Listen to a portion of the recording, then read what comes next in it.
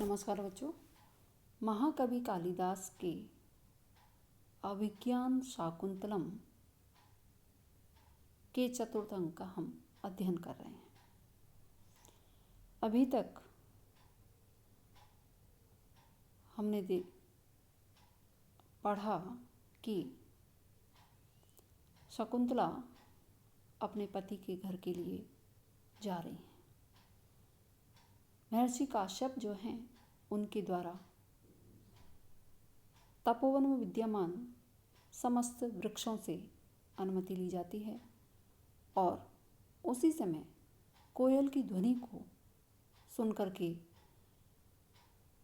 उसमें ऐसा माना जाता है मानो जो वृक्ष हैं उनके द्वारा अनुमति प्रदान कर दी गई है। उसके बाद देखिए, आकाश में कोई ध्वनि आ रही है। आकाश ध्वनि। रम्यांतराः कमलिनी हरितैः सरोभी छायाद्रुमैः नियमित अर्कमयूख तापः भूयात् कुशेशय रजो मृदुरेण अस्या शान्तानुकूल पवनश् शिवश्च पन्तः सर्वे सविस्मयम् आकर्णयन्ति। कमलिनी हरितै, कमलिनियों से, हरितै हरे भरे, सरोभी रम्यांतरः सरोवरों से, इसका मार्ग या मार्ग का मध्य भाग कैसा हो? मनोहर हो। छायाद्रुमई, सघन छाया वाले वृक्षों से, नियमित अर्कमयूख तापः सूर्य की किरणों का संताप दूर हो। अस्या पंथा, और इस शकुंतला का पंथा जो मार्ग है, कुशेशय रजो मृदु रेणु, कमलों के पराग से कोमल मृदु रेणु कोमल धूलि युक्त, शांतानुकूल पवनः च शिवा च भूयात्, शांत और अनुकूल वायु से युक्त तथा कैसा हो? शिवः भूयात्, कल्याणकारी हो। सर्वे सविस्मयम् आकर्णयन्ति, सब आश्चर्य के साथ सुनते हैं। शकुंतला जब वहाँ से प्रस्थान कर रही हैं तब आकाशवाणी होती है। और ये आप सब जानते हैं कि आकाशवाणी हर किसी के लिए नहीं होती है। जो शकुंतला हैं वो मेनका और महर्षि विश्वामित्र की पुत्री हैं, तो उनकी जो माँ हैं मेनका, वो कहाँ से संबंध रखती हैं? स्वर्ग से संबंध रखती हैं। इस कारण से जो शकुंतला हैं वे सामान्य जो नारियां हैं या सामान्य जन जो हैं उनसे भिन्न हैं। तो उनकी विदाई के अवसर पर आकाश ध्वनि होती है कि इनका जो मार्ग है, यानी ये जिस जिस रास्ते से जाएं वो रास्ता कैसा हो? जो कमलियाँ हैं जिनमें खिल रही हों, हरी भरी हों, ऐसे सरोवरों से युक्त इनका मार्ग हो। साथ ही वो कैसा हो? सघन छाया वाले जो वृक्ष हैं उनके द्वारा सूर्य की तीव्र किरणें जो हैं रोक दी गई हों, और जो रास्ता है उसमें कंकड़ पत्थर आदि ना हो करके जो कमलों का या मकरंद जो है वो है वहाँ पर बिखरा हुआ हो, और वायु जो है वो कैसी हो? शांत और अनुकूल प्रवाहित हो रही हो। इस तरह से इनका मार्ग जो है वो कैसा हो? कल्याणकारी हो। क्योंकि तपोवन से और राजमहल तक का जो रास्ता है वो कैसा है? काफ़ी दूर होगा, और उनके पास ऐसे कोई साधन भी नहीं है, तो पैदल ही जाना होगा। तो कह रहे हैं कि ऐसी स्थिति में जो उनका मार्ग है वो कैसा हो? शांत हो, अनुकूल हो और रमणीय हो। ये जब कोई भी जाता है तो हम इस प्रकार की कामना करते हैं कि उन्हें रास्ते में या उनका जो सफ़र है उसमें किसी प्रकार की परेशानी या विघ्न आदि उपस्थित ना हो। इसी प्रकार की भावना हमें यहाँ पर देखने को मिल रही है। एक बार फिर से अर्थ देखिए। कमलिनी हरितई, कमलियों से हरे भरे, सरोभी रम्यांतरः, तालाब से मार्ग का मध्य भाग कैसा हो? रम्यांतरः मनोहर हो। छाया द्रुमयी नियमित अर्क मयूख तापा, घनी छाया वाले वृक्षों से सूर्य की किरणों का संताप दूर हो। अस्या पंथा, और इसका मार्ग जो है, कुसे से रजो मृदु रेणु, कोमल धूलियुक्त पराग से युक्त, शांतानुकूल पवना च शिवा च भ्युआत, शांत और अनुकूल वायु का प्रभाव हो, साथ ही वह मार्ग कैसा हो? कल्याणकारी हो। सर्वे सब इसमें हम आकर्णंती, सब आश्चर्य के साथ सुनते हैं, क्योंकि आकाश ध्वनि आती है तो सभी को आश्चर्य होना स्वाभाविक है। टिप्पणियाँ देखेंगे। आकाशे, यह आकाशे तृतीय अंक के विस्कंभक में आए आकाशे से क्या है? भिन्न है। यहाँ इसका अभिप्राय है कि यह देवताओं की आकाशवाणी है। यह निपत्य से ही कहा जाएगा। प्रस्थान के समय आकाशवाणी होना शुभ सूचक है। भरत ने आकाशे का लक्षण दिया है। दूरस्थ आभाषणम यत् स्यात् अशरीर निवेदनम, परोक्ष अंतरितम वाक्यम तद आकाशे निगद्यते, ऐसा नाट्यशास्त्र में लिखा हुआ है।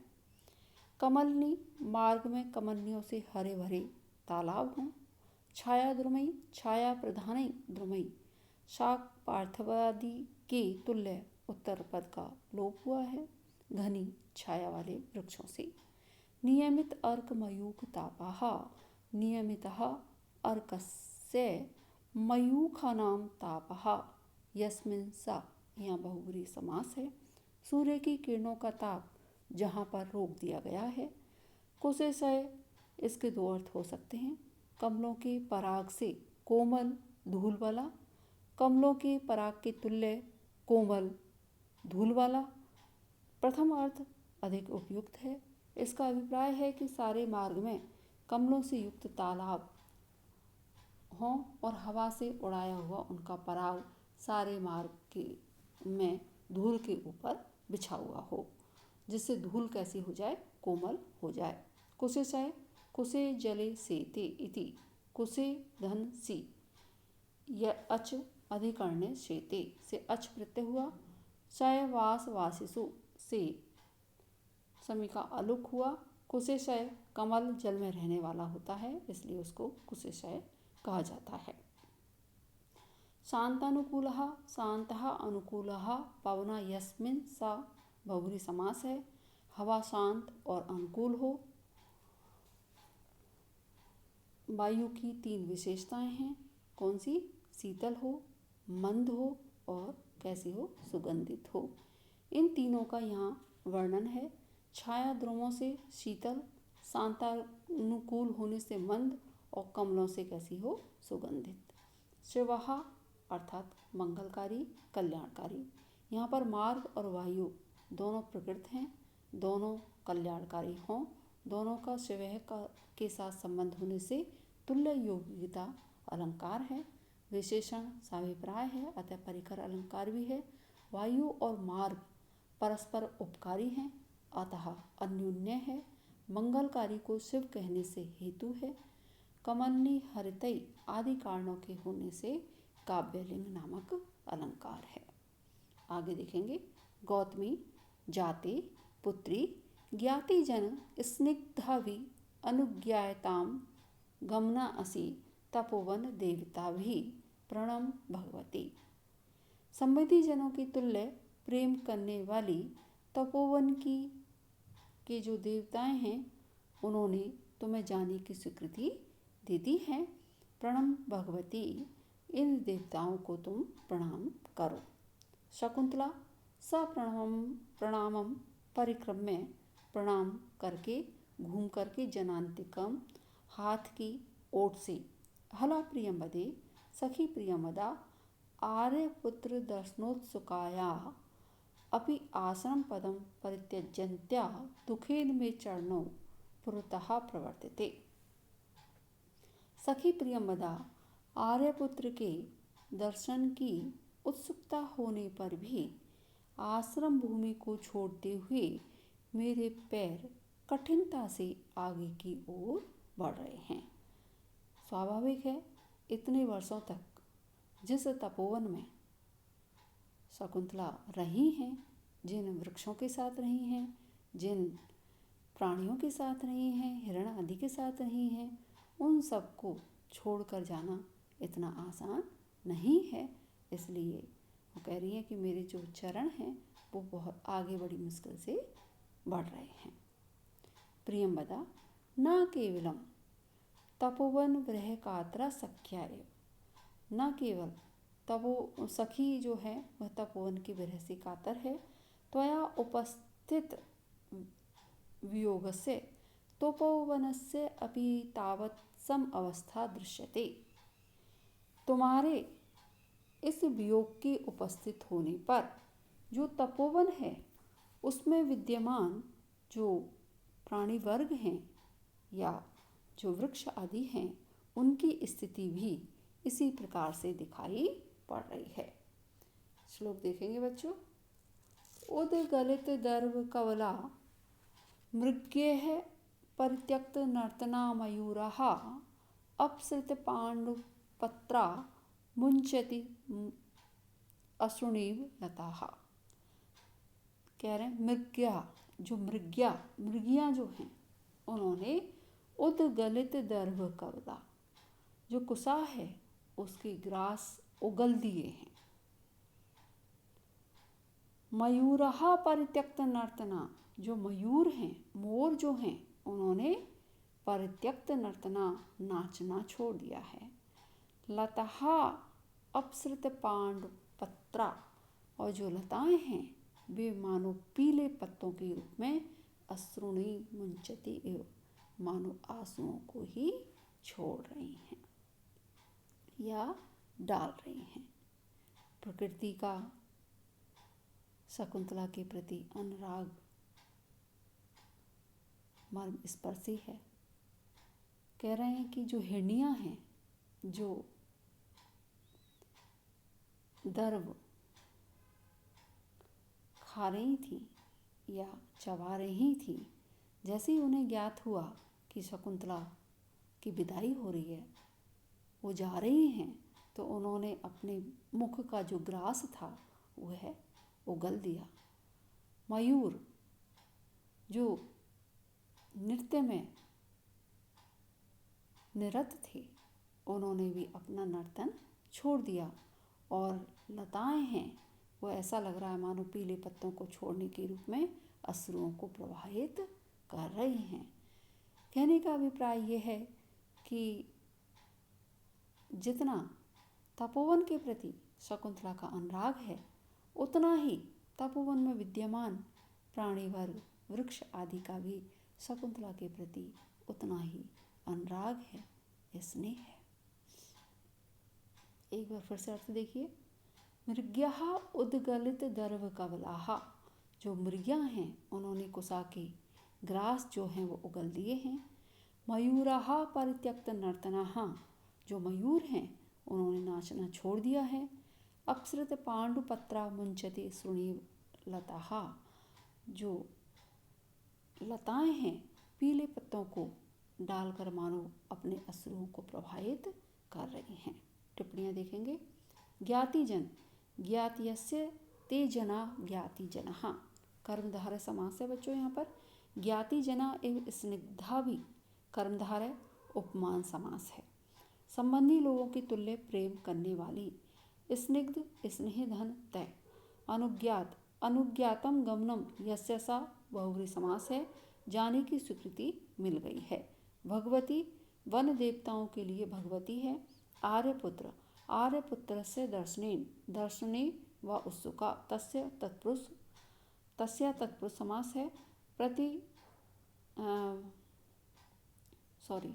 तपोवन से विरहेण कातरा तत्पुरुष समास है। आश्रम के वियोग से दुखित। उपस्थितः वियोगः यस्य बहुव्रीहि समास है। तुझसे उसकी जिसकी विदाई का समय आ गया है। समवस्था समान ही अवस्था है। यहाँ पर समान के अर्थ में है। इससे ज्ञात होता है कि समान के अर्थ में सम का प्रयोग होता है। उद्गलित, उद्गलितः दर्भ कवला याविता बहुव्रीहि समास है, जिन्होंने कुशाओं का कौर उगल दिया है। परित्यक्त नर्तना, परित्यक्तम नर्तनम ययिते बहुव्रीहि समास है, जिन्होंने नाचना छोड़ दिया है। अपसृत, अपसृतानि पाण्डुनि पत्राणि याभ्यता बहुव्रीहि समास है, जिनसे पीले पत्ते गिर रहे हैं। यहाँ पर इव के कारण उत्प्रेक्षा है। मृगी, मयूर और लताओं में भ्रातृत्व आदि के आरोप के कारण यहाँ पर क्या है, समासोक्ति अलंकार है। इससे मिलते हुए अन्य श्लोक भी रघुवंशम आदि में हमें बुद्धचरितम में देखने को मिलते हैं। शकुंतला स्मृत्वा स्मरण करके तात लता भगिनी वनजोत्स्नाम तावत आमंत्रित से, हे तात मैं अपनी लता बहन वनजोत्स्ना से विदाई ले लूँ। काश्यपाः अवैमि ते तस्याम सोदर्या स्नेहम, मैं जानता हूँ कि तेरा उस पर बहन जैसा प्रेम है। इयम तावत दक्षिणे, यह दक्षिण की ओर है। शकुंतला उपेत्य लताम आलिंग्य, पास जाकर के और लता का स्पर्श करके, आलिंगन करके, वन ज्योत्स्ना आम्र संगता अपि माम प्रत्यालिंग इंगत इंगतो इंगतो सॉरी प्रत्यालिंग इतोगता भी शाखा बहुवी। अपने पति आम से मिली हुई भी तुम इधर की ओर आई हुई अपनी शाखा रूपी बाहों से मुझसे मिल लो। अद्य प्रभृति दूर प्रवर्तिनी ते खलु भविष्यामि, आज से मैं तुमसे अत्यंत दूरवर्ती हो जाऊंगी। शेष बच्चों अगले व्याख्यान में, तब